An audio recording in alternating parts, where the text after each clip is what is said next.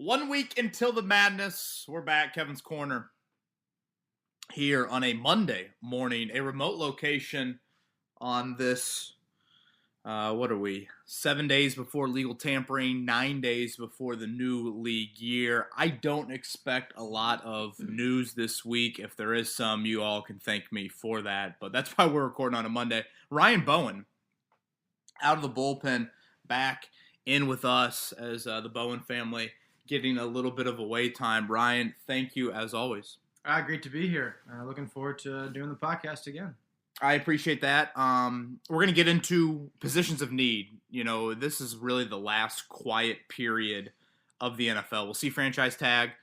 Deadline, I believe, is Tuesday. And then you'll see some cap casualties throughout the week. Again, I don't expect the Colts to be super active there. I know a lot of people have asked me that, honestly. You hate to, I guess, throw Ryan Grigson under the bus this early in the podcast, but it's because he drafted so poorly from 2013 to 2016. That's why the Colts don't have a lot of bad contracts. At the same time, Chris Bauer didn't give a lot of multi-year deals early on to guys that are still around. You know, John Simon cut, Jonathan Hankins cut, Jabal Sheard. That contract played out. So that's basically why the Colts sit here without a lot of cap casualty guys. I think they'll be active in that department. Getting, guys from other teams. So that'll be something to watch this week. But today's pod, we'll focus on, again, just ranking the positions of need. We'll go 1 through 10. We'll get in Twitter questions as well. And, next week is where things get crazy. Really, really get crazy. Starting Monday, I think the tampering period, if I'm not mistaken, starts at noon. So that's when we'll get into, agreed to terms and all that stuff. And Chris and I will be back. Probably a couple podcasts next week, if I was being honest. So we'll see how everything plays out, but you ready to get into it, man? Yeah, ready too. Real quick, rumor Chris is visiting some tattoo parlors in Indy this week, trying to scout out future Kevin's Corner sponsor, as well as where he'll get his Bills tattoo. Chris Presley has not been a man of his word. Chris does incredible things for this podcast. But he made it very clear on a Beers with Bowen night, I believe before the Buffalo Trace shot went down, that he would get a Buffalo, was it a Bill tattoo or maybe the Bills lettering on his foot? Yeah. And he has not followed up on that. So I don't know if he needs to take out some of the Tipsy Picks loan that he has started, his betting company, if you will. I don't know if he needs to take a cut of that to contribute to a local parlor, but I know there's some great parlors in Fountain Square. I used to walk by them and never ventured into one of them. But Chris Presley, we need the tattoo, right? Exactly, yeah. And it seems perfect timing to get them to sponsor the next Kevin's Corner and do it live on air, live on video. I don't know if the Buffalo Bulls are going to make the NCAA tournament, but this would be a wise time, I think, to go ahead and take care of that need. So Ryan Bowen to Chris Presley, he would like to see that tattoo. Yeah. All right. Ready to get into it? Let's do it. Positions of need. All right. Starting off, number one position of need for this coming season or off-season, offensive line. Yeah, and I say offensive line here, Ryan, for a reason. Obviously, it's offensive tackle, and left tackle would be the most pressing position. But let's not forget about the depth. Do you feel better about your depth on March 8th in 2021 than you felt on March 8th, 2020? Definitely. Because Danny Pinter has played in an NFL game. You drafted him in the 5th round. Will Holden's a guy that at least got some run against a really formidable front in the Steelers, and he is still under contract as well. So I think you feel a little bit better about your depth, but come on now. You can't just act like that's enough. So I think that's critical to acknowledge because, while Carson Wentz isn't a statue like Phillip Rivers, I think Carson Wentz needs confidence. And having a better offensive line, having a well-protected offensive line, I think is where a lot of that comes from. So that's where I throw in here offensive line in this. Something I was on the Fan Morning Show earlier today. We talk about tackle, Ryan. It was brought up to me, what about Trent Williams? The short-term stopgap. Very expensive, though. And I think that is kind of a byproduct of what you're looking at with this left tackle dilemma. I think it would make a lot of sense to have that position be on the affordable rookie contract, preferably a first-rounder, where you have that fifth-year option. Because we've talked about the spending and the roster construction for the Colts before. It's not a normal roster construction. You don't have this absurd quarterback contract, major money at wide receiver number 1, major money at left tackle, edge rusher, cornerback. No.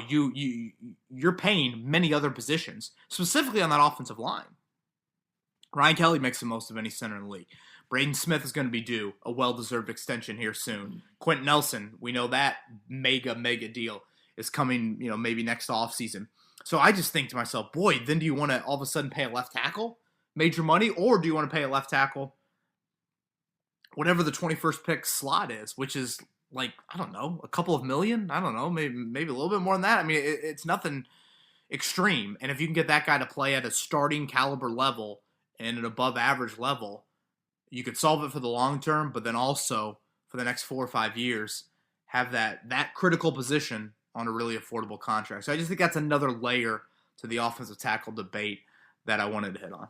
And while everything you say is true, a question for you would be, is it too risky to wait and not sign an offensive or a left tackle in free agency? Think he's going to be there at 21, and all of a sudden you end up with a Tony Hugo instead of an Anthony Costanzo, or fair. And then you're not back to square one in that position, but you're having to give that guy too much help, which you didn't have to worry about that with Costanzo. Fair. Very fair point. Ryan Bowen, always the smarter Bowen brother, and he's showing that here early in the podcast. The blueprint I laid out on last week's podcast, I didn't have a tackle in free agency. That's probably more of my preference than a Chris Ballard preference, I would assume.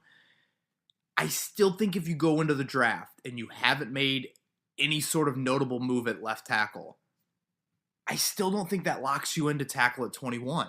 Again, if the board starts to fall and all of a sudden, boom, there's Patrick Surtain, there's Caleb Farley, there's Kyle Pitts. I don't know. I feel like people have asked me about Devontae Smith falling to 21. Like, if that's there, you can't pass that up. And you come back in the second round and you draft that dude. You believe in your scouting department. You believe in Chris Strasser, Kevin Mawai, now the assistant O-line coach, and you hope that guy can be a day one answer for you.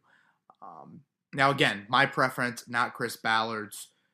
What I love about free agency, among many things, Ryan, is just the fact that we're finally going to get answers. For sure. It's just like, okay, waiting. You can tell us with your words everything. Actions speak louder. So that will be something to watch here, I think, over the next, 10 to 14 days. Yeah, it's going to be really interesting. All right, let's move on to the second biggest position of need, defensive end. Definitely a position that has been a struggle for the Colts to shore up in the draft under the Ballard regime. Yeah, could not agree more with that. It's been a really big disappointment with how many resources you've invested draft-wise. I have this a lot closer to number one. I know it's 2 on the list. I put it 1A. And I think it needs a serious resource. I don't think you can dilly-dally around with it. I think you got to commit something. Similar to quarterback on offense, I think edge rusher on defense can cover up and mask some deficiencies elsewhere. And I mean that specifically, I think, at corner.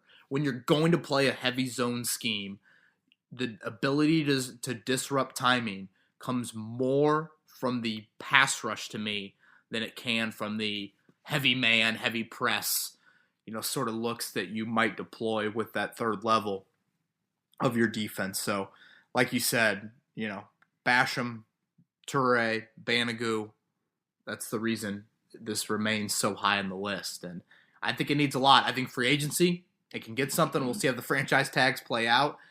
Some big names in Shaq Barrett and Carl Lawson and company that could get that tag. But I got this 1A. Yeah, it's essential to get that shore up because it's just been wild how it's been such a struggle. And let me say this, Ryan. When I say edge rush as well, I don't want to lose a sight of 3-down ability.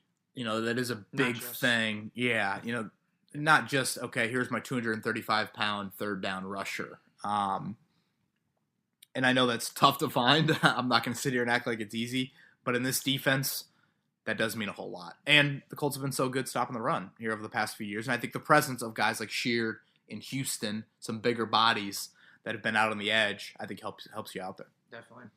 All right, moving on. The third spot is wide receiver, and I think this is dependent on whether or not T.Y. Hilton comes back. Yeah, and I honestly think even if you bring Hilton back, I'd like to see a little bit of move there. That's what we talked about on last week's blueprint.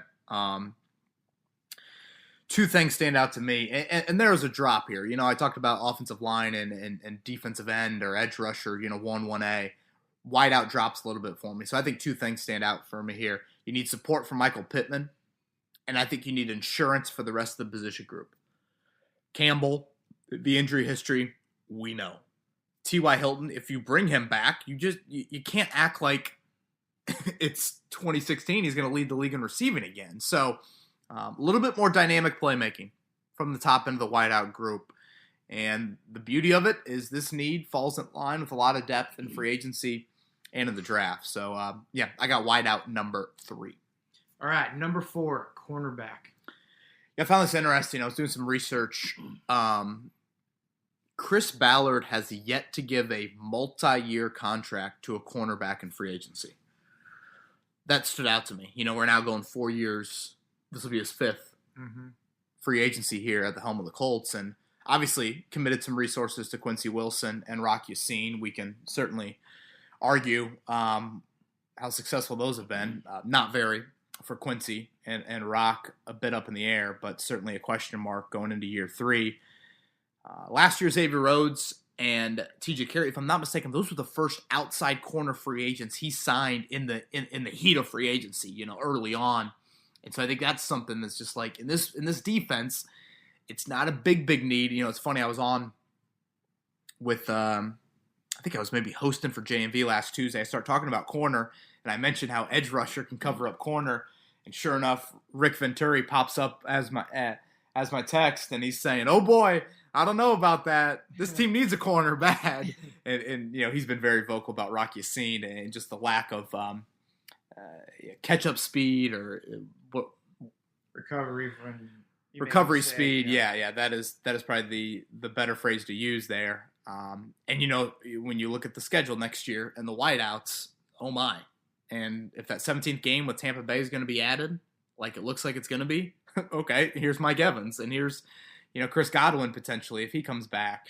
And we obviously know Tampa has got an explosive wideout group. So I think corner's still here, but it's just interesting how the resources have been somewhat significant in the draft, a couple second-round picks, but then free agency, it really hasn't been a whole lot. Now, what has helped you is you got Kenny Moore and Pierre Desir originally on those waiver claims in 2017. That's what really helped you at corner. But I got this number 4 on the list, and this is probably the cutoff, Ryan? Like, you got these top 4. These are the really critical positions. A little bit of a drop-off here, but I look at it probably more left tackle, edge rusher really close, wide out 3, corner 4, and then we'll get into some others coming up. Well, and great you brought up Rick Venturi. I just can't wait to hear more about the Morse Reservoir All-Star as we head into the NFL draft time. Oh, this is his time right now. Love hearing all the hours of tape Coach watches in his basement. And we should catch up with him. I think we're near him. Isn't he down? Yeah. Isn't he down this area? Oh, yeah, down here. Right? Yeah. I don't think you mentioned we're down here in Florida for a little bit on the family vacay. So maybe Coach can hop on the Harley and drive down, and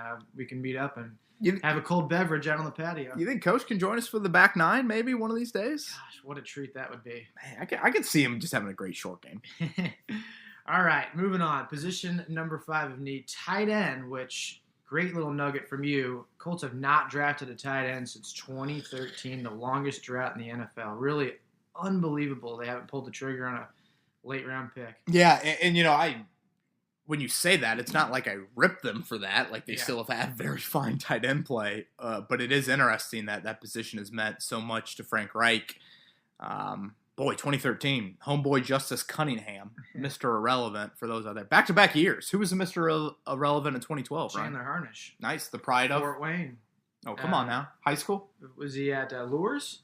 No, Dwenger. Norwell. Darn it. Sorry. Norwell. I think they're the Saints, maybe.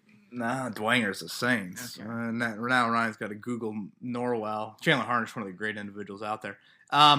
It's been a while.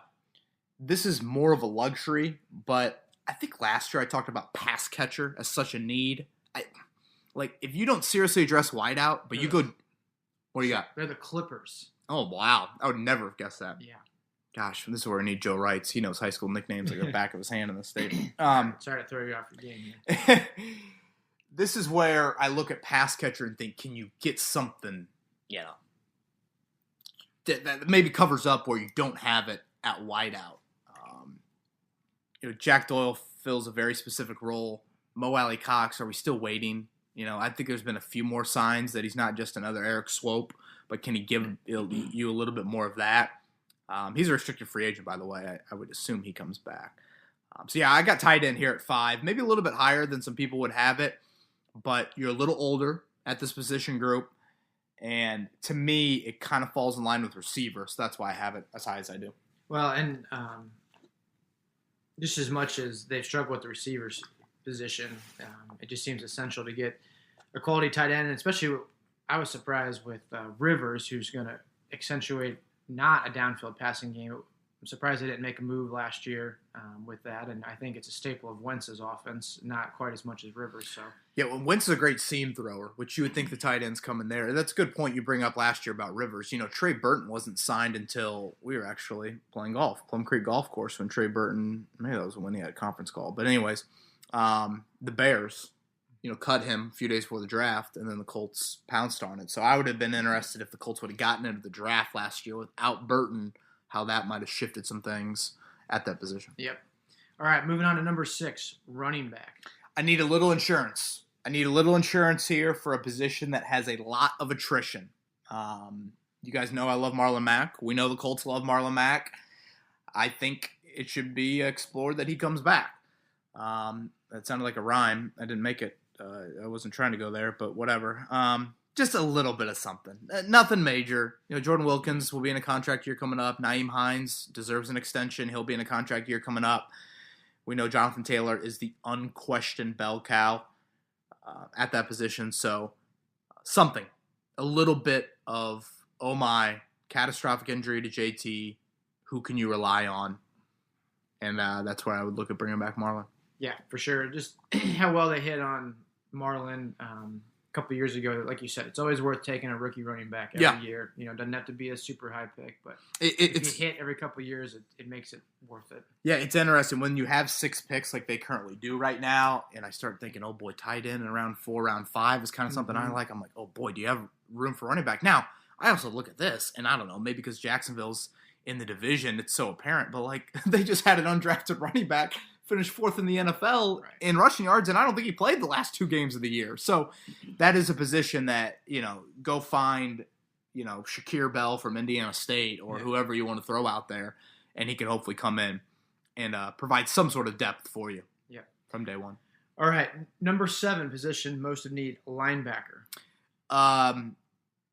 What happens with Anthony Walker? What happens when you use the base personnel? We talked about the 3 linebackers. That's when the Colts need to find an answer. Are you content with DJ Speed, Franklin, Matthew Adams? They're still under contract. I thought DJ Speed made my head turn a little bit last year on special teams. Is there more there? This is when you play Derrick Henry. This probably is just a bigger need than maybe some other teams. Other teams that are so heavy with nickel.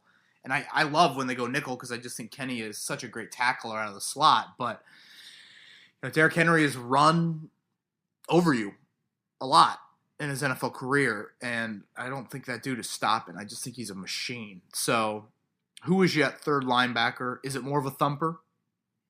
Or do you look at Leonard or Okereke and think, if you have one injury there, now that guy is playing a whole lot. So we know Chris has drafted no position has he drafted better at than linebacker. He's an absolute gem in finding those. Maybe that's something you go day 3, kind of like Anthony Walker, round 5. But I got this just ahead of safety. Right, and with the day 3 pick, you find a guy that also can contribute a lot on special teams, which would slide into the next position and need safety. Whoever you're going to get at both linebacker and safety has to be able to play well on special teams because, like you said, more than likely they're going to be a 4th, 5th, 6th, 7th round draft pick, and they better be versatile. Yeah, that's obviously a huge part of it, Ryan, but I also think we haven't talked enough about the Colts didn't use their dime package, I don't think, at all last season. And if they did, it was less than 20 snaps. They used dime a whole lot the year before. I think the lack of a 3rd safety they felt comfortable with contributed to some of that. I also think you wanted to get Okereke on the field. So if you want Okereke and Leonard out there, that limits maybe going 6 DBs. But I'm all about how many, ingredients can I put in the kitchen for Matt Eberflus? How many things can he go to? And when you're in a division, or when you're in a conference that has a Darren Waller, that has a Travis Kelce, you got to think about guarding tight ends as well. And so I feel like that is something to keep in mind of like, we know Kari Wilson, Julian Blackmon aren't going anywhere, and they deserve to be, penciled in as your starters. But besides George Odom, who can be that third safety that maybe you love? We know George Odom's one of the best special teams players in the league, but can you get somebody that maybe helps you out in the sub packages to where you might want to go dime a little bit more this season? So that's something to keep in mind at safety as well. But certainly Kari and Blackmon, their ages and their youth speak for themselves. They're not going anywhere. Definitely. And that's a great observation about the dime packages from last year to the previous year. All right, our 9th position of need, quarterback. I mean, I got it this low did you see Jacob Eason throw it the other day, right? Did you see that? A absolute bomb, a strike that he hit Pittman on that deep in range. Patman. It was Patman. Yeah, okay. Pittman-Philman. That's right. That was a howitzer of an arm. That is arm talent you can't teach. Twitter was a buzz. I had people saying this is why you shouldn't have traded for Carson Wentz. Multiple.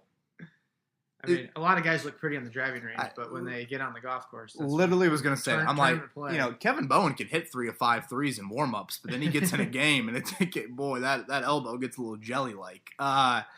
We all can stripe it, and then all of a sudden they announce their name on the first tee, and the peg starts shaking as you put it in the ground. I mean, come on now. I guess shortly on that Eason video, like that is Jacob Eason. Like he looks gorgeous in those settings. It is the arm, you can't teach it. Even if you put 7-on-7 out there, it still looks pretty darn good. Patman's another name I'm kind of curious about. He was such a raw player out of Washington State, but we haven't mentioned him at all. Anyways, I got it this low because I just think Eason can be the backup. Right. If Wentz fails, if Wentz gets hurt, let's see what you got. And I don't put much stock in that video because I've seen Eason make those throws, but that's why you want to see more. What is there? Why was he rumored to be a first-round pick? And could have been, maybe, if he would have gone back to Washington for that final season. So I've got it low. I don't think the Colts have it this low. Who do you want? You want A.J. McCarron as your backup? You want are the McCown brothers still playing? Who else? Right. Yeah, I agree. It's Would you go veteran, or would you be good with Eason? I'm fine with Eason. You worried about Wentz though, and who that backup is at all? I mean, obviously that's a debate for a whole other podcast about it's kind of sad that somebody's worried about who their backup is and who's not. I mean, you're a grown especially man at that position, that high in the NFL. Like, you better be pretty mentally tough, or you're not going to last. So yeah. That's laughable to me, but. Ready to move on to the final position? Well, our last position, rounding out our top 10, which is all 10, is the defensive tackle position. Yeah, I feel so good about this group. Short-term, long-term. Buckner and Stewart under contract for many, many years. And, I thought Tyquan Lewis had a few more moments last year for you. And Taylor Stallworth, I thought, is another guy. That was a re-signing very early in the offseason, right after the year ended. So, Rob Windsor, another name. He's got a little crazy in him, I think, which is good. And he's a name that we should throw in there as well. Even though Sheldon Day didn't work out, I still feel really good about this group. And you mentioned Windsor and Patman, 2 different positions there. But again, guys that didn't benefit from not having had a preseason last year. So it'd be interesting to see maybe those guys would have played a little bit more this past year if they had 4 games and a more full training camp. And so it'd be interesting to see if they're essentially delayed or postponed 2021 draft picks in a sense because they just didn't get a chance. Same thing with Eason. I couldn't agree more with that. That's a really good point. You would think Rob Windsor, starting at Penn State, there wouldn't be much. Now he's in a very deep position group, but like you said, an impact in preseason can totally change how your coaches think of you and trust in you as well. And the confidence you gain as a player, not just your coaches gain in you. So. All right, well, let's head into Twitter time. We got quite the list of questions to hammer out today. And just quickly, for those that maybe missed the blueprint for the offseason, that was on last week's podcast. Feel free to check that out. Positions of need this week as well. And, let's get into the Twitter time. All right, leading us off from DLG. Hey, K-Bo, thanks again to you and CP for taking my question. Got one for y'all. Cornerback, edge rusher, wideout. You got to draft one. 21st overall. Resign 1. He lists Rhodes, Houston, Hilton. Sign 1. Who you signing? Go. I know I left a starting left tackle out, but let's just pretend Costanzo comes out of retirement later on today just for the sake of this little exercise. Dang. What has this guy been drinking this offseason? Or DLG, selfishly, boy, I don't know if I've got that news cycle ready for me. I don't know if we want to come back for an emergency pod on that. I do love these questions. These are great. So he wants me to draft one, re-sign one of the own, and sign one outside the building? Yep. So let's start with the re-sign. You get Rhodes, Houston, or Hilton? I think I'm bringing back Rhodes. Yeah, I think I'm bringing back Rhodes there. I assume I've got unlimited money. I'm going to re-sign Xavier Rhodes. Okay. And then the next question, which you can answer in either order, will be who you drafting and who you signing. So we've got cornerback taken care of. So now we're worried about edge rusher and wideout. Okay. I'm going to sign Carl Lawson, like I've mentioned before. I think he's got some toughness and some athleticism that I really like. And then that means I'm drafting a wideout. Now, who am I drafting at 21? How many years in a row are they going to draft a wideout? I know, but just because you've drafted a bunch doesn't mean you can ignore it. I know. But it's an indictment on how it's been drafted. Yeah, fair. Boy, I really hope Devontae Smith falls. I watched a lot of. I know. That's a low way to fall for that stuff. Do quarterbacks push him down? Do the tackles push him down? Who knows? I watched a lot of Florida this year. Kadarius Toney out of the slot. Oh my gosh, that dude's got a gear that. And I know he didn't play in the bowl game against IU. Honestly, it didn't matter. IU still lost. But Elijah Moore from Ole Miss is another guy that I really like. Just explosive playmaker with the ball in his hands. And those are two guys I start thinking about, man. Pittman and Campbell. And, boy, I sound like I'm probably running a Madden franchise. But DLG, I love the question. Thank you. All right, number 2, John. Hey, Kevin. I know that wide receivers aren't giving the Colts a discount in free agency to play with Carson Wentz. But do you think a left tackle would give us a discount to play next to Quentin Nelson? I'm still team draft, but getting, say, a Taylor Moton for less than $15 million might really free us up to address edge rusher or receiver on the draft. Well, no one's given. I mean, come on now, John. I appreciate the question, but no one's giving discounts to play next to Quentin. I mean, it's a nice pro on the pro and con list, but. You think Buddy Baker's saying, hey, man, I think you take $3 million less and you go to the Colts to play next to Quentin Nelson? I mean, these agents are ruthless. Right. I mean, and I don't blame them. I mean, yeah. You're setting up your guy for the rest of his life. 100%. And you're trying to recruit future guys and you want to show them lucrative contracts. I sign the highest contracts. I take care of my guys better than anybody else. So there's no discounting unless you're Tom Brady and you've just, absolutely killed your career. And hit a home run with everything and you just wanted to win another Super Bowl and you'll take a little bit of a pay cut. I think this question, again, comes down to this. So many people ask me, the Raiders just cut a guard and Gabe Jackson or Incognito might be cut. Do you think they would come here and Nelson could bump out to tackle? To me, what Chris Ballard and Frank Reich and Chris Strasser and those guys have to figure out is, can Quentin Nelson play left tackle? That's the first, before you think about this guard might be available, Rashawn Slater might fall to 21 and he could play guard. Before you start thinking any of those crazy scenarios, you think to yourself, can Quentin Nelson be a long-term answer at left tackle? You got to commit to that first before you explore any of this other stuff. If you're hesitant on that, you keep your Hall of Famer at left guard and you go find a left tackle. Yep. All right, Curtis. Hey, Kevin. So random thought of the day. I keep seeing Colts fans saying how we need an explosive gadget guy for our offense. What are your thoughts on why we don't use Hines more in this way? Obviously, we hope that Paris Campbell stays healthy and can do that, but we can't rely on him. Why not Hines, since he seems to have a knack for yards after the catch? That way, we also don't have to worry about him only seeing the field when Taylor isn't on the field, which would also keep a defense more honest, since we usually only throw when Hines is in the backfield. Always love the work you guys do. I appreciate that, Curtis. Why not have more? Multiple gadgety guys.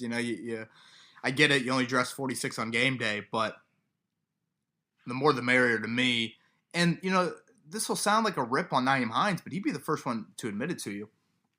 His first few seasons in the league, he got a lot of touches. Luck threw him he caught 63 balls from Luck as a rookie, and he just didn't create stuff on his own. Now, was some of that, an inability maybe of the offensive system to create a little bit of that? Sure, but I think Hines would be the first one to tell you as a runner and as a receiver, he didn't do enough from an explosive standpoint on his own.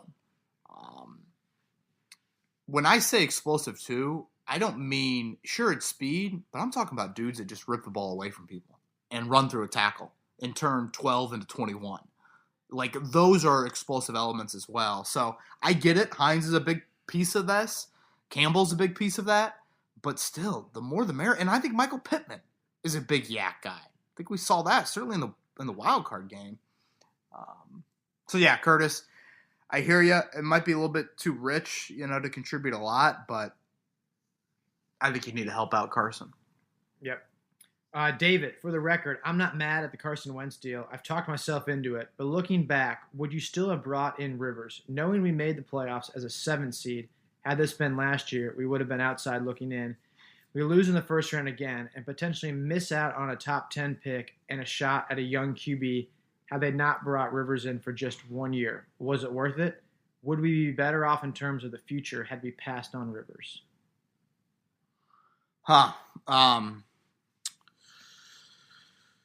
David, I'm probably in the minority. I would not have brought Rivers in.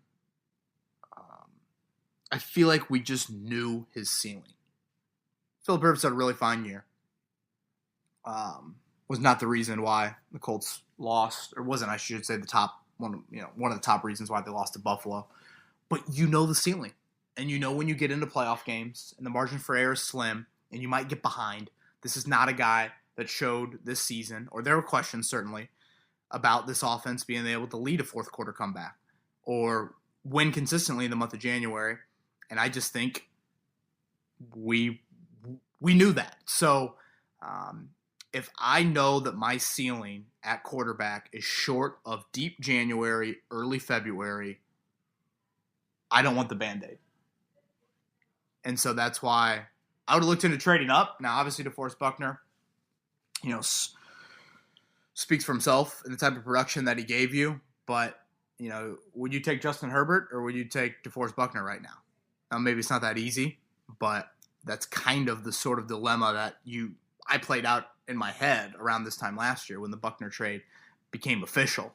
Or, even Tua, which, the jury's definitely still out there. It's, I get this question a lot with the Pacers going on a recent slide. To me, the Rivers thing was similar to the Nate McMillan thing. And that was Nate McMillan 1-8 in his career in playoff series. Like, the book is the same in Seattle, Portland, or Indiana. Like, we know this. The Pacers led for 11 freaking seconds against the Heat. 11. Ryan, the games are 48 minutes long, and there was 4 of them. 11 seconds. Like, it's just like, this is not a third-year coach. This is not a first-year coach. This is not a coach that is maybe in a toxic environment with the Jets and now coming to a vibrant organization with the Colts. No. We've seen it across multiple organizations. We've seen it across multiple decades. Same thing with Rivers. Yes, the Chargers, I don't look at them like I look at the Browns or the Jets. They had a lot of talent around Phillip Rivers for several of those runs. So, to David's point, when my goal, and I'm talking Kevin Bowen, is to make deep January runs and to win Super Bowls, was Phillip going to raise the floor and the ceiling? Yes. Was he going to get you there? No. So when the question says, will we be better off in terms of the future? Had we passed on Rivers? I think so. Now, the Colts would counter and say, oh, no, he did a lot of leadership for us. He instilled, a work ethic and a professionalism that'll help our locker room moving forward. Okay, great.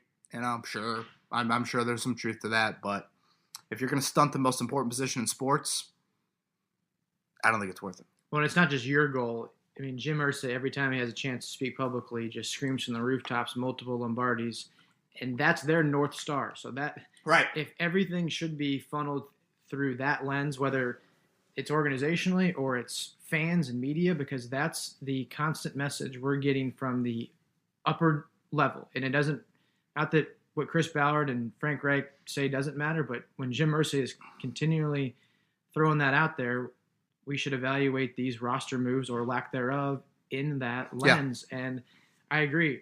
Rivers did a lot of good, but he doesn't move you closer to that. He only stunted it for at least a year, if not potentially more, by David's point, because you aren't going to be drafting as higher. And if you kind of have to break it down black and white, you're either got a real legit shot at the Super Bowl or you don't. And if you don't, you better really benefit from it by having a higher pick, not a middling 21st pick. And that was, extremely well said. I could not have said it better. It might sound harsh, might be a little bit tough on the reality. It was 11-5 season. I think it was enjoyable to watch. I especially with the year that we just went through. Right. There's a lot of great stuff to come out of it. But to David's point, yes, I think it hurt you a bit in the future. It didn't kill you by any means, whatnot. Like, we'll see how the Carson Wentz thing plays out. But yeah, it did hurt you a little bit. For sure. All right, move on to Tal. With Ballard's recent misses in the draft on edge and corner, do you think it makes more sense to be aggressive in free agency for those spots? Or do you think the misses had more to do with where we picked them? Thanks. Yeah, that's a good question. I don't know. To his second point, I don't really understand that. Do you think the misses had more to do with where we picked them? I don't think there were major reaches. I think, even though Kamarko Terry didn't really have a lot of production sack-wise at Rutgers, I think the traits people are obsessed with, and he would have gone pretty close there. I will say I want proven at edge rusher. I don't even know who the defensive coordinators are in the division anymore. Anthony Weaver got fired. They all got fired, or they all either left or got fired. Dean Pease is gone. I want my offensive coordinator to think twice about who my edge rusher is in week 1 come September. I think you can be aggressive with both as well, but I would say that edge rusher more, I just think you want a little bit of proof. I think it takes edge rushers a little bit of time, more so than it takes corners. Yeah, I think especially in this scheme. If you had to rank the two, the edge spot is the key in free agency. Yeah, you got to shore that up ASAP. And there are some guys. Now we'll see how the franchise tag plays out, and that'll be a big thing. But there are some dudes. Trevor, will the Colts offense see any changes under new offensive coordinator Marcus Brady?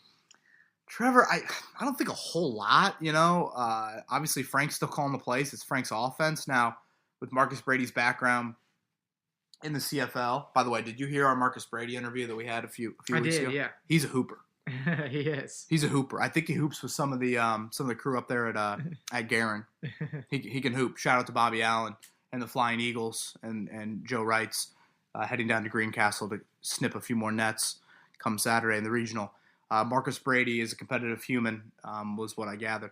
But Marcus' background in the CFL, bigger field, more spread, more RPO. I think the RPO is probably the biggest stuff. Now, Frank has run a lot and did it with Carson and even a little bit with Andrew, but I don't think it's much there. I don't think it'll be just like a huge – I don't know. I don't think it's all of a sudden Marcus Brady's like, oh, yeah, Frank, this is a chunk of the playbook you've never touched before. Let's implement it right now, and this will be a huge difference.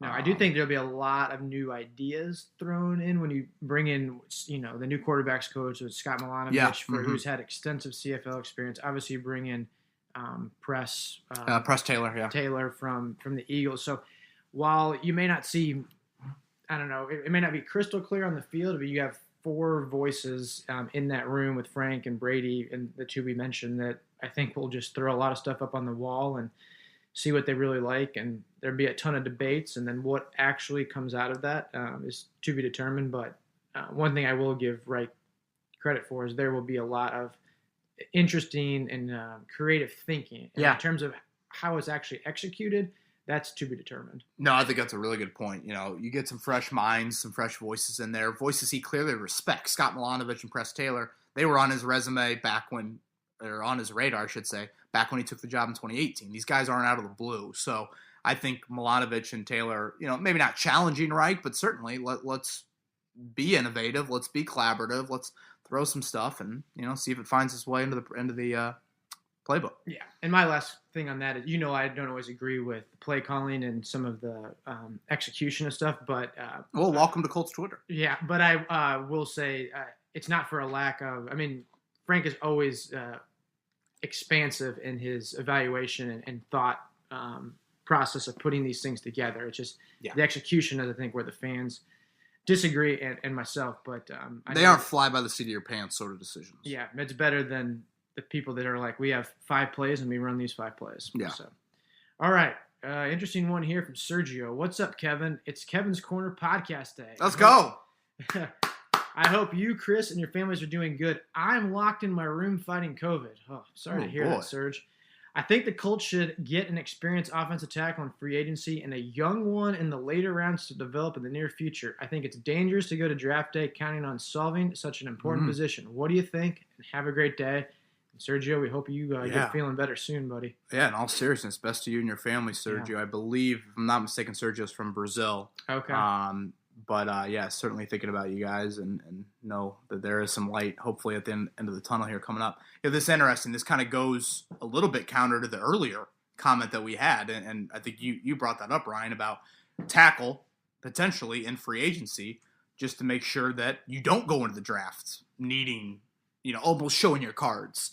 So I can hear you relying on that position. I also just think you've got to look at the depth of that tackle class in the draft. Quarterbacks and receivers are potentially going to push down some of those tackles. And I don't know. I don't think it's a huge risk, to be honest with you. I get the experience idea. I get the stopgap. I get the develop. All of that makes sense to me. And you would be adding depth, if nothing else. But I think you just got to rely on this tackle class and believe in it and think that you're getting the next Costanzo or the next Tarek Glenn. It's interesting. Zach Kiefer wrote a great piece. I don't know if you read that, Ryan, on Tarek Glenn in The Athletic. I didn't realize Tarek started his NFL career out at guard. I didn't know that. I haven't had a chance to read Zach's piece. He does great work. But that's interesting. I did not know that. Yeah, I thought he was just kind of, here's the blind side for whoever it's going to be. But, yeah, Sergio, it's a good point. I don't think you're showing your hand too much. I don't panic with that as much as I think you are concerned about. Mm-hmm. Next, from Big Bama, rather than the Colts re-sign T.Y. Hilton or not, do they still need to look at a slot receiver in the draft or free agency? I think this is a missing element in the offense because most of our guys are outside receivers and not true slot receivers. Or do the Colts not truly value slot receivers? Well, I think Paris Campbell, is supposed to be that guy. No, I mean, I think they value. Obviously, they like to move guys around. Campbell, he can be such a big part of the offense from crossers, yak stuff, mismatch. I think back to the 4th and 1 that Kansas City had against Cleveland in the playoffs, and where Bieniemy and Andy Reid say, "All right, Tyreek, you're going in the slot, and we're going to get you an advantage there, and we're going to win one-on-one." And I mean, boy. Have you seen a receiver create that much separation on a 4th and 1 play? I mean, that was textbook. So I do think that's something that slot matters a whole lot. Now, the counter to what people say was, Kevin, you've been the one that's mentioned you can't rely on Paris Campbell to stay healthy. Okay, sure. And I think you've got the big body in Pittman. So, I think you can go out and get another kind of explosive slot type of guy that can still play outside. And you can run some stacks or get some free releases with that guy as well. But Campbell's supposed to be the guy. So I don't think they don't value it. Paris Campbell's supposed to be that guy. Mm-hmm. Alex, question for the pod, which is great, by the way, he says. What's your thoughts on players like Mark Glowinski, Jared Veldheer? I think Glow is a solid player who doesn't give enough credit. Is that just another case of a player slipping through the cracks or just a plug-and-play piece who has had solid players next to him? And is another cheap, decent veteran like Glow Veldheer sustainable at left tackle? Well, I guess I don't really understand what Alex is asking too much here. Jared Veldheer's not on the roster. Right. He went straight to the Packers after the Colts season ended, and then that and he got COVID. Didn't work for him. Yeah. Jared Veldheer came back the last 2 seasons to play on playoff teams. Is he coming back to be a backup? Right. So I think Glowinski is a nice waiver claim. Had a really solid season last year. He played every snap. Only player on the team to do that. He's a free agent 2022. So, Veldheer, I wouldn't bring him back to be the starter for 16 games. Does he even want to do that? Again, this guy has been retired until December each of the last 2 seasons. So, yeah, I don't totally understand it, Alex, to be honest. Well, and I think if you gave Ballard some truth serum, he would say Glowinski has exceeded his expectations. So, like, you can find another cheap guy out there. They're a dime a dozen, but are they a Mike McGlynn or are they a Mark Glowinski? I mean, they're a flip of the coin a lot of times. I mean, I'm sure Chris obviously saw something in Mark, but I would think Mark has totally exceeded his expectations. So yeah, it's risky, and Glowinski has hit for Ballard, whereas Samson Satelli we drafted Satelli, but no, he was a free agent. Okay, so Satelli and McGlynn were bust and waste for Colin Holmes so Hugh Thornton. Yeah, I'm talking strictly the free agent route on the offensive line. So I'd rather take a risk at right guard than take a risk at left tackle. Yeah, I would agree. So, all right, moving on. Mitch, Deshaun Watson, Carson Wentz, and now Russell Wilson have all requested trades because, in part, of their organization's failure to protect them. Do you think Andrew Luck's retirement influenced any of this? Did the retirement of a generational QB after his organization failed to protect him set a new tone/approach for franchise quarterbacks? Mitch, I appreciate the thought. It's very interesting. Yeah. Part of it, I think, is just the state of society these days. I think it's a little bit NBA influenced, to be honest with you.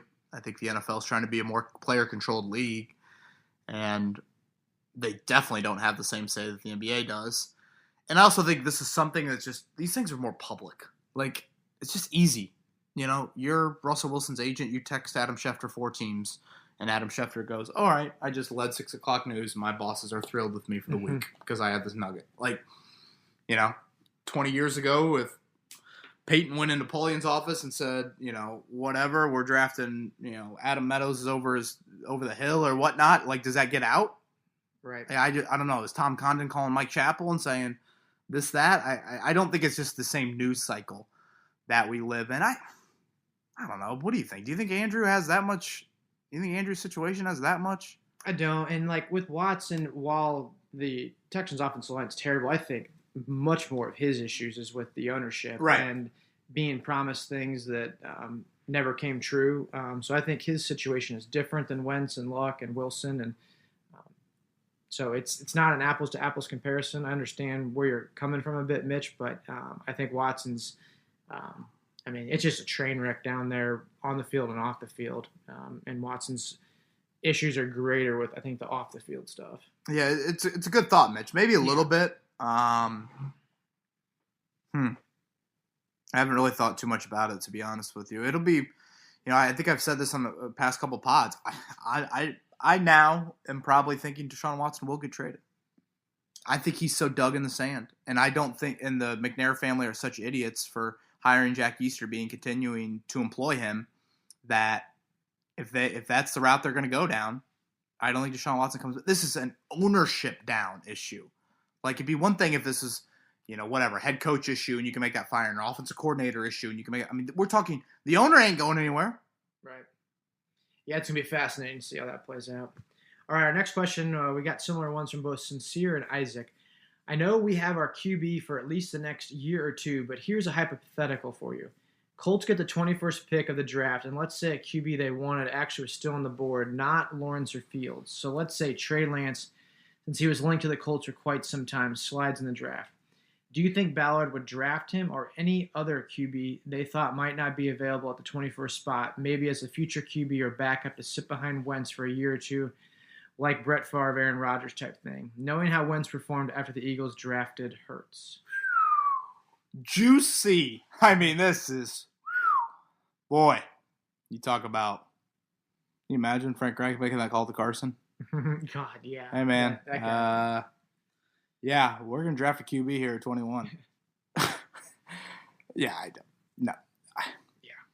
If you're worried about Carson Wentz mentally, you think he's fragile in any way, if what you're hearing about his displeasure in Jalen Hurts being drafted, no. You can't. As much as I'd like to see it happen, you can't do it. Plus, also, I think you acknowledge that Carson Wentz could only be a 1 or 2 year thing, or a 2 year thing, I should say. I mean, he's only 28. Like, you hope he's a quarterback for the next decade. I know it's a perfect world, but God, that's juicy. You made that move for Wentz with the expectation this is not a 2-year thing. Right. While the contract is structured that way, that's not the expectation. Yeah. Louisiana guy. Hi, Kevin. With the year that Wentz had last year, do you think that will affect any big-name wide receivers from coming to Indy? Allen Robinson, Kenny Galladay, etc. And what do you think we will do with the 21st pick? Last, do you think we will ask Wentz to restructure his contract to free up some cap space? Thanks. Love the pod. Thank you. No, I don't think they're going to restructure. That's a very affordable contract. It's not really needed, honestly. It's below average in the NFL. I don't think too much, to be honest with you, to your first point about big wide receivers coming here. Like, again, money talks. Like, where's the most money? Mm-hmm. I mean, you could make the argument that Carson Wentz is the best quarterback Allen Robinson's ever played with. Allen Robinson's played with some sorry quarterbacks. So, yeah, I don't think it'll matter too much. Damon, are our chances at landing an Allen Robinson tier wide receiver directly tied to T.Y.'s landing spot? Is it even possible to have T.Y. and Robinson on the Colts in 2021? If so, what would everyone's role be? I assume we'll bring back Pascal. So would he be our wide receiver 5? Thanks, KB and Chris. Yeah, Pascal's back. He was re-signed. That's a whole lot invested, Damon, at wideout. A whole lot. I mean, again, $43 million. So what's Robinson getting? 18? Maybe that's on the short end. So he gets 18. T.Y. getting 10. So there's 28. You got $14 million left. Yeah. I don't see it happening. I think if you're Chris Ballard and you want to try to swing for a home run like Robinson or one of those guys, you go make that decision before you make the T.Y. decision. You tell T.Y. like you've told him, go see what the market is and then come back to us. Mm-hmm. So you go and swing and then, see what happens with the ghost. Yep. Next question is from Dad Talks, and shout out to our dad who made a great breakfast here this morning on our vacation. So, Brad Bowen, he's whipping it up. He did put a lot of effort into it. We appreciate it. Hey guys, love what you are doing on the podcast. I have 2 questions. The first, knowing that Jacob Eason is training and seeing some of the videos of his skill set, oh boy, why is Ballard not willing to give him a chance as a starter? Secondly, signing Carson is a great move, but wouldn't it be cheaper to draft a QB in the draft or just start Eason? Do you think Ballard is afraid to draft a QB in the first round? There have been 2 pretty solid QB draft classes in the past 2 years. Just wanted your thoughts. Hey, this is what I was talking about earlier. Right. I mean, this is what I'm talking about. I was thinking of the Eason video, Ryan, and it reminds me of me as a golfer. Like, I'm never going to show people video of me chipping because I'm not a good chipper. I'm going to be like, hey, well, I think I can hit a 7 iron, and I think the driver goes relatively straight. Let me show that, and then, you'll never see my chipping unless you're in my group. That's kind of Eason. It's like, yeah, no one wants to watch the 11-on-11 film of, a game in the Apple Cup against Washington State. They just want to see the video of him throwing to Desmond Patman. And like highlights. I mean, Jacob Eason couldn't look better in highlights. Like, that's his thing. It's beautiful to watch. So, look, this is just a lot of just hype. Like, you drafted Jacob Eason in the 4th round. I've talked about it. Go back and listen to the pros and cons podcast on Jacob Eason last summer that we did late spring. It lays it out there of the good, the bad, and the questions. And to your point, I guess, I don't think, which I get this, I don't think Ballard and the Colts want to commit X amount of games to a project. Like, that's a big commitment. There are not many NFL organizations. Find me NFL organizations that start 4th-round picks early in their careers like Jacob Eason is. I can't think of many off the top of my head. So I just think that's where they are, I don't know, hesitant, afraid. They don't want to be super patient. That's fine. Like, I totally get that. But and to your point about the 1st-round quarterback, I'd say Ballard is more hesitant than most GMs. I think about drafting a QB in round 1. But the Colts have also not been in, like, the super most advantageous position to draft one either. I think it's a huge factor that with the 1st-round draft picks, because the way this regime is played out is not the typical. Usually a new GM and coach come in because they have to go find the QB. Right, and so the expectation was Luck was going to be around for the next 10, 12 years, and then a couple of years later, all of a sudden he's gone, and while Ballard and Reich were not on the hot seat, the year Luck retired, it also wasn't like, hey, we're going to draft a guy and sit around and wait for 5 or 6 years. And so they kind of went for the quick fix with Rivers and now with Wentz. And to start that clock this year or even last year on a first round pick, just pushes the multiple Lombardis reality down the line a little bit farther and maybe too risky for Chris's liking. So he'd rather get what he thinks is the sure thing in the free agent or the trade quarterback market and use that first round pick to another position. So the drafting of Eason is interesting, Ryan. You drafted him with the notion that you might never see him play for you. Like, that's part of the thought there of like, okay, he's a 4th round pick. He can be a backup. But if we go from Phillip to whoever, and now it's Carson Wentz, like, you might never see Eason. But at that position, you take a chance like that. For sure. Because if an injury happens or the season bottoms out, you want to have someone else in place with some potential. And that's what you continue to have with Jacob Eason. And to your point, can't wait to see the preseason. Yep. Caleb, hey Kevin, I just had a quick question about Colts free agency. What do you think about Jadeveon Clowney? I know he's had some injury and production issues, but I think because of those things, we could get him for relatively cheap, maybe 2 years, $13 million deal.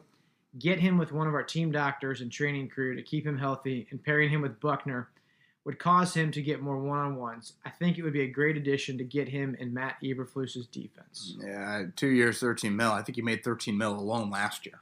I mean, I know he had a quiet year and whatnot. Yeah.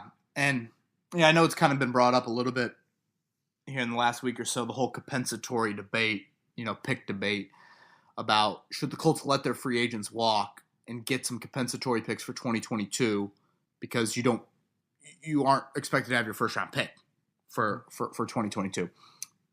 Counter to that in a couple ways. First off, I don't think the Colts free agents are going to all of a sudden go elsewhere and get mega deals that get you 3rd or 4th round compensatory picks. You'd be looking at 5th, 6th, 7th round compensatory picks.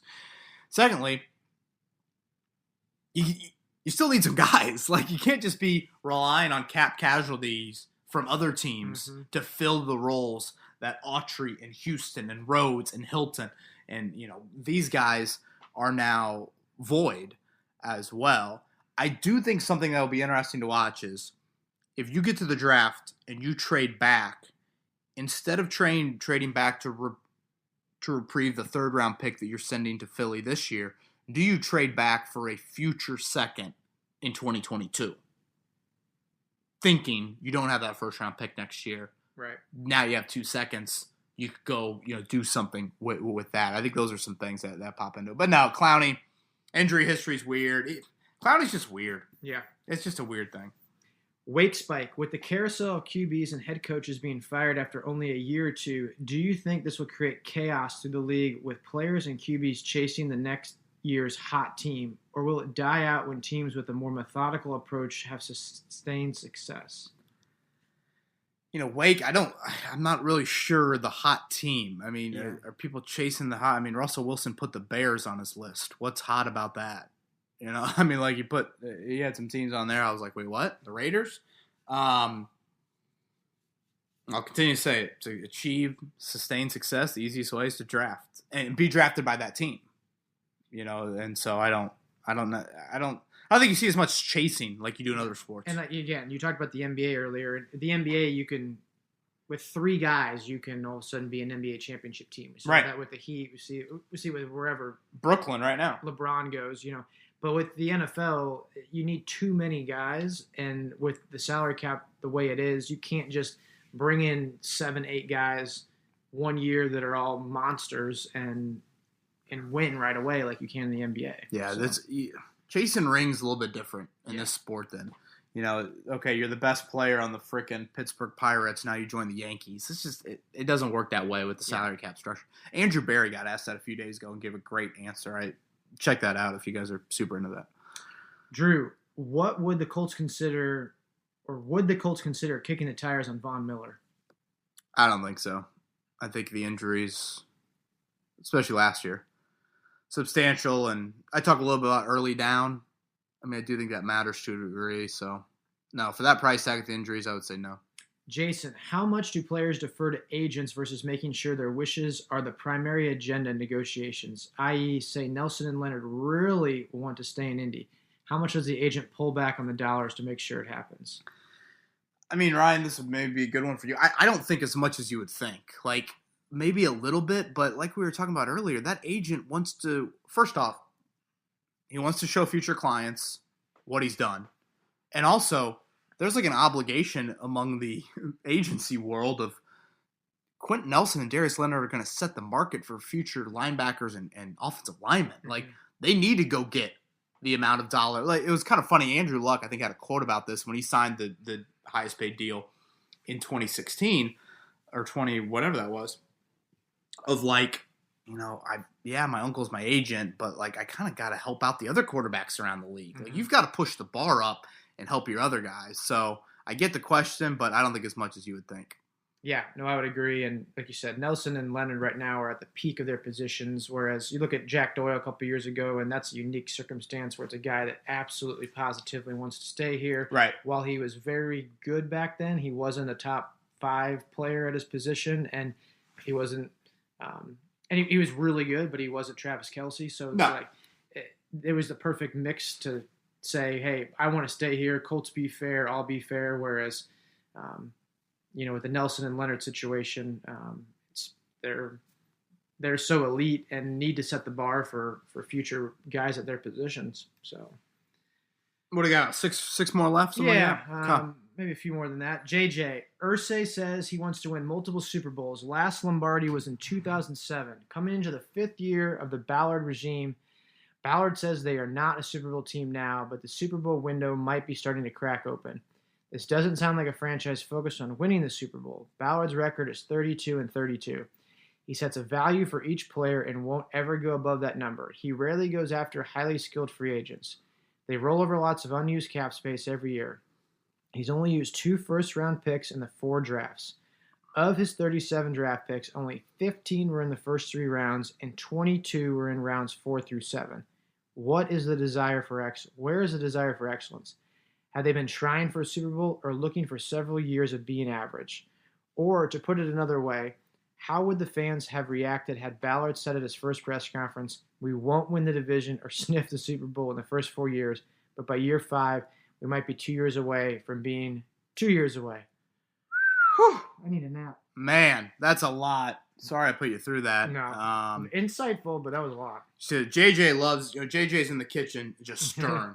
She's our Emerald Lagasse. She's just throwing a little bam in there, and she does, she brings this. I mean, to the last point, fans would have been like, "What the hell?" Yeah. Obviously, and the old 2 years away from 2 years away is the greatest NBA Fran Fraschilla draft quote in the history of the league. I still don't think that guy's in the league.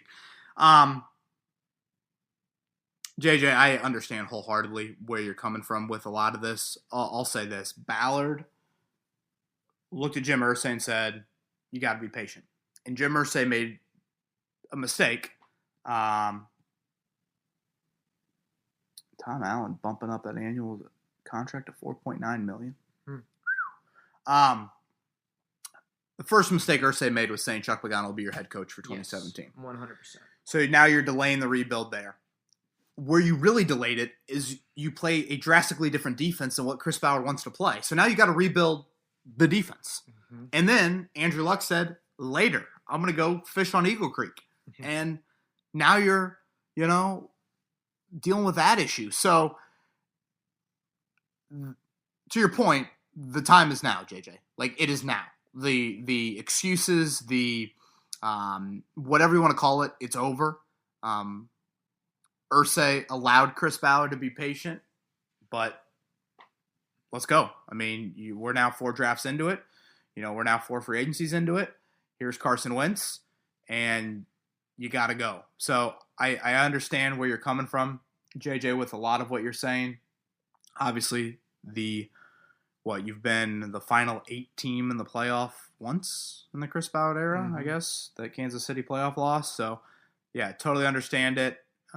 But at the same time, I think you have to acknowledge it's a little bit outside of Ballard, too. Irsay did hold on to Chuck for one more year because he loved Chuck and was emotionally tied to him. And then Andrew did his thing. And I think we have to acknowledge that. We can acknowledge that, and we can also sit here and say, like, let's go. I mean, the seat is starting. I didn't have seat warmers until a few years ago when I got a new car. Boy, that thing gets hot quick. I don't know if it's out at high, but it's kind of at the low. It's starting to warm up a little bit there. It's like kind of that 30 degree morning, and you're still a little soft. And so you got to get it up just low there. I think that's where we're at. Just starting to warm. Starting to warm. Creighton here is going to put you on the spot. Lots of teams releasing some older vets on teams. Colts have to release an older vet. Who and why would it be? Creighton, and you know me, I never cop out from questions. I literally don't know who it would be. Go back to what I said earlier. Ryan Grigson, bad drafts 2013, 14, 15, 16. That's where your bad contracts come from. Or mistakes in free agency in 2017, 18. And like they just don't make mistakes contractually, I think, in free agency. If you really want to nitpick, the two out there would probably be Jack Doyle and Glowinski. But again, why would you cut them? There's no point. They don't need the cap money. They don't. Well, you could argue that they might need it if you want to be greedy, but they need those players. Right. That's like those players are more important than the money you would save. Yes, exactly. So that's where I think you look at it, and they just don't have bad contracts. So those would be the two you would even name. But I sit here and say you'd be foolish to cut either of those guys. Where you are at depth wise with both those positions. Stan, do you think the gamble on Carson Wentz affects the team building this offseason? Can we expect left tackle and pass catchers to receive more attention than expected relative to defensive end and cornerback? Obviously, we would like to fix everything, but do the priorities shift? Yeah, Stan, as always, great insight. You know what I said last week. Got to build confidence in Carson. So maybe it shifts slightly. Now, that goes against a little bit of Chris's MO, when he's saying a little bit of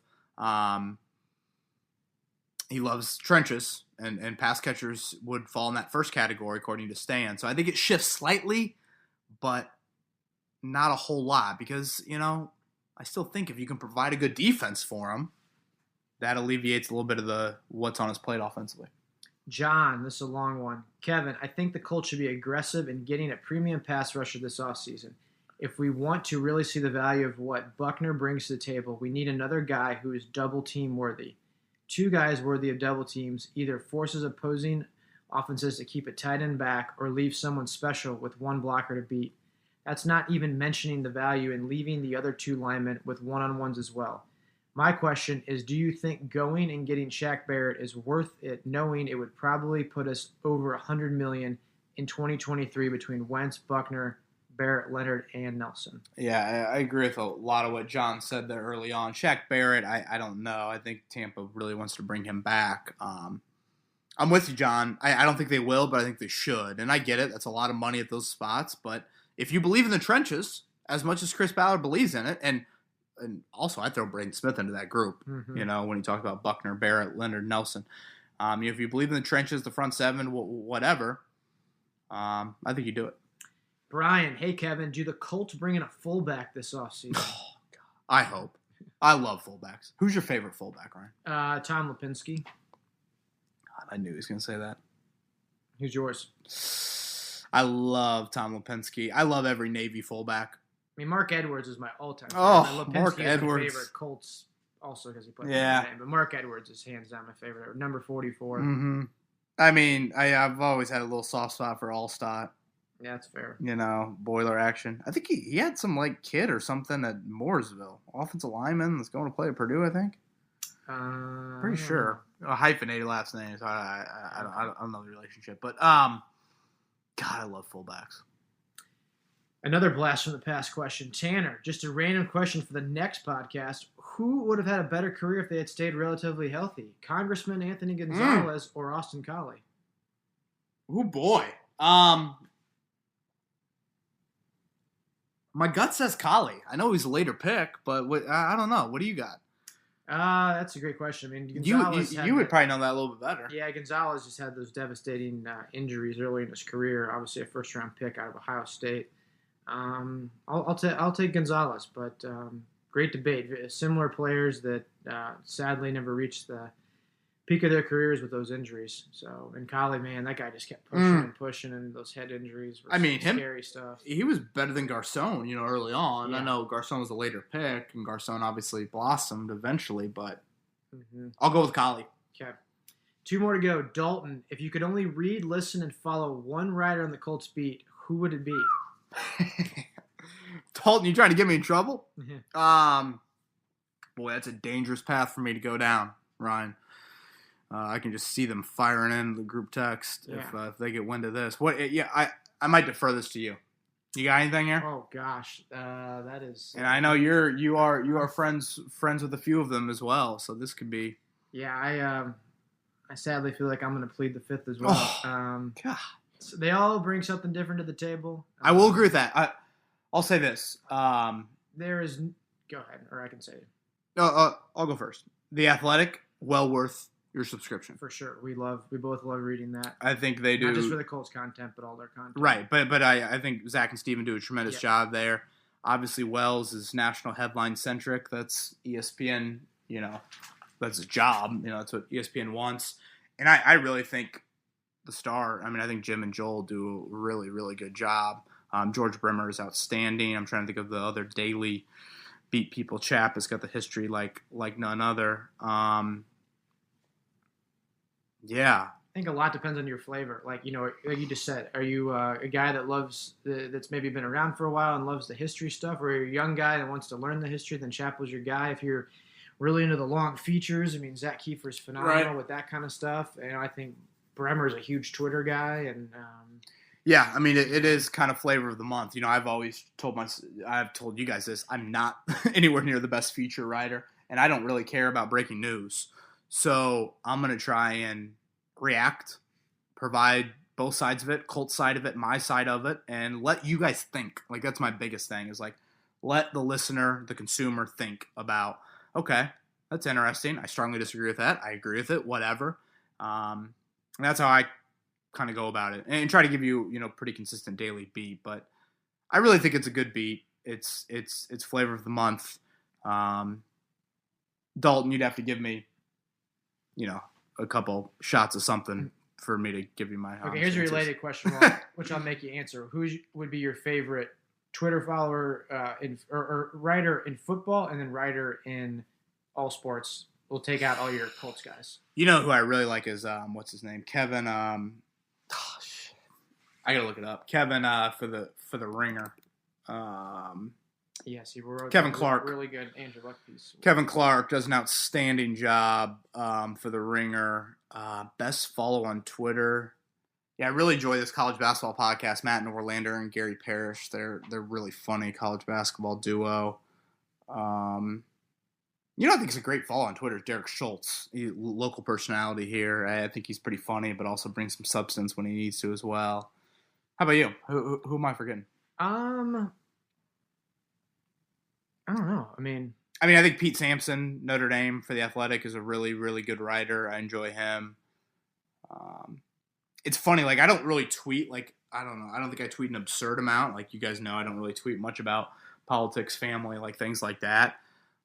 But I do enjoy, when I'm following some Notre Dame people, they give me the blow-by-blow, score, time, all that stuff, even though I don't really do it to that degree. So maybe it's something I should change. But I think you're doing just fine. All right, our final question from Jake. Pretty sure you haven't had a golf question since training camp, and as a fellow golfer, give me your top 3 bucket list courses you have not played. Oh, boy. Jake, we go another 3 hours. You're going to go bucket list. You got to go home runs. Augusta. We'll go Pine Valley. And, I'm kind of a sucker for this after the event a couple years ago there. I would love to play Royal Melbourne. Okay. Did you think I was going to go there? I did not. I thought you were going to go Cypress Point. So.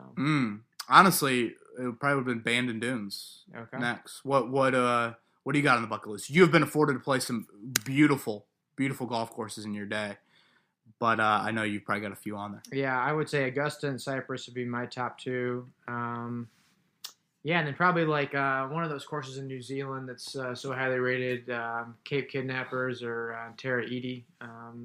But just like you with Royal Melbourne, that's a long way to go. But oh, boy. If we're going, we're playing like 10 times, and we'll be gone for 2 weeks, and we'll see the wives when we get back. So yeah. love them both. Speaking of that, Rosie Bowe, great effort on this nap. We got to go wake her up and hopefully get a bottle. Yeah, in her hair. The wives are out for a walk, and we're on baby duty as we also knock out the podcast. But we are being a champ. Multitasking right here, Ryan. As always, terrific insight. Should be a fun couple weeks here. Yeah, or a fun week. Yeah, for sure. All right. Well, fun week for us, family wise, and then fun couple weeks, Colts wise. With what the month of March is going to look like, as always, we'll have plenty of content. This week, I'll really take a closer look at a lot of the needs, the specific high-level needs that we've talked about. That'll be up on the site. And then we'll play it by ear. Next week, Chris Presley and I will be back, and we'll see how things go. So appreciate all you guys listening this week to this edition of Kevin's Corner. Have a great week, and we'll talk to you next week. Notre Dame, get on a run in the ACC tournament.